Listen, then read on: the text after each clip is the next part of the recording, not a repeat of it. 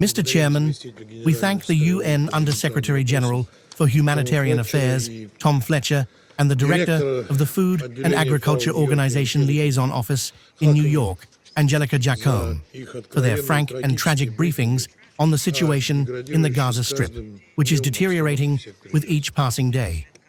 Today, we are once again forced to speak about a situation that cannot be described in any other way than a humanitarian catastrophe. For 10 weeks now, Gaza has been under a cruel blockade, reinstated by the Israeli authorities. Millions of residents of the enclave are deprived of basic food, water, and medical assistance.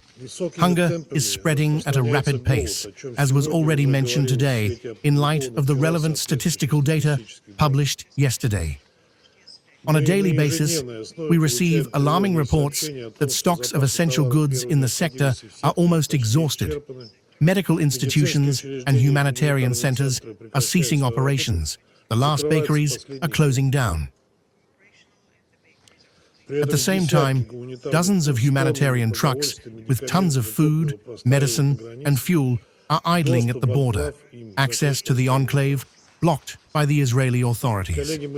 Colleagues, we all must clearly realize that every minute of delay, every day of the blockade, means new lost lives. These are children suffering and dying from malnutrition. These are families forced to survive among ruins under the open sky.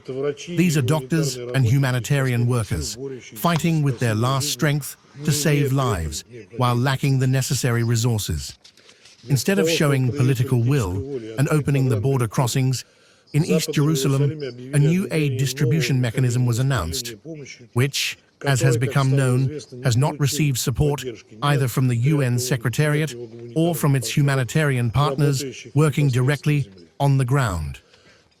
By promoting this initiative, the leadership of Israel is in fact calling on the structures of the World Organization to become accomplices in its own military operation, thereby putting at risk the neutrality and impartiality of humanitarian activity.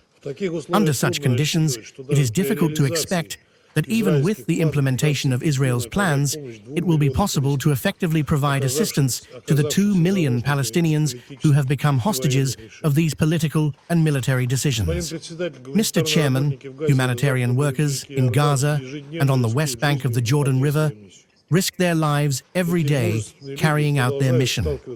These courageous people continue to face threats, attacks, and systematic obstruction of their activities. Since October 2023, 418 staff members have been killed, of whom 295 were UN employees, and 290 were representatives of UN Relief and Works Agency. These figures once again testify to the ineffectiveness of the deconfliction mechanism promoted by the UN Secretariat, which unfortunately does not protect humanitarian workers from death. We cannot but recall the incident involving the humanitarian convoy of the Palestine Red Crescent Society, whose members were cold-bloodedly shot on March 23rd by IDF soldiers in the vicinity of Rafah. 8 medics, 5 civil defense personnel, and a UN Relief and Works Agency employee were killed. Israel acknowledged its involvement and launched an investigation process. However, we have still not received proof that, as claimed by Israeli representatives, Hamas members were present in the ambulances.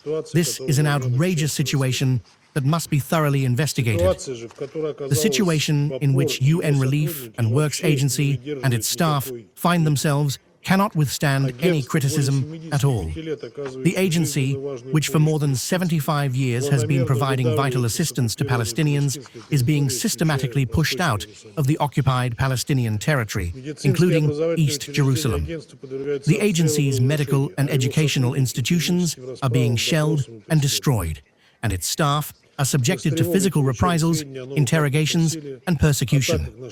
We are alarmed to receive reports of new acts of violence, attacks on UN Relief and Works Agency schools.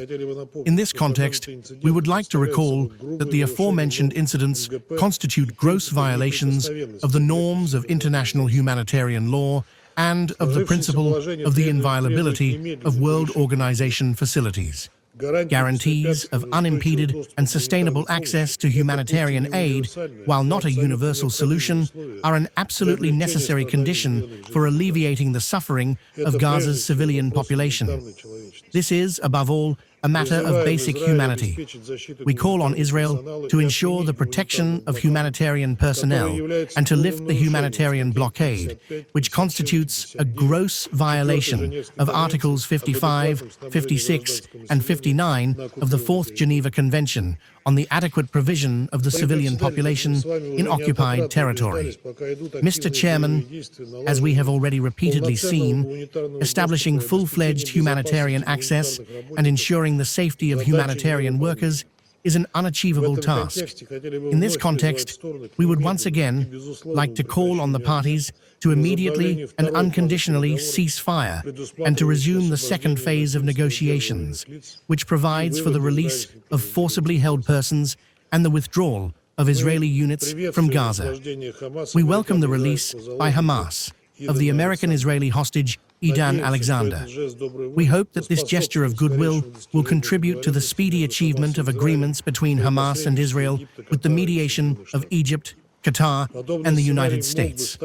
Such a scenario could serve as a prologue to the relaunch of the peace process on the basis of a two-state solution, the ultimate goal of which is the creation of an independent Palestinian state within the 1967 borders with its capital in East Jerusalem, coexisting in peace and security with Israel. An important milestone on this path is intended to be the high-level international conference in support of a two-state solution to the Palestinian-Israeli conflict in June in New York, co-chaired by Saudi Arabia and France.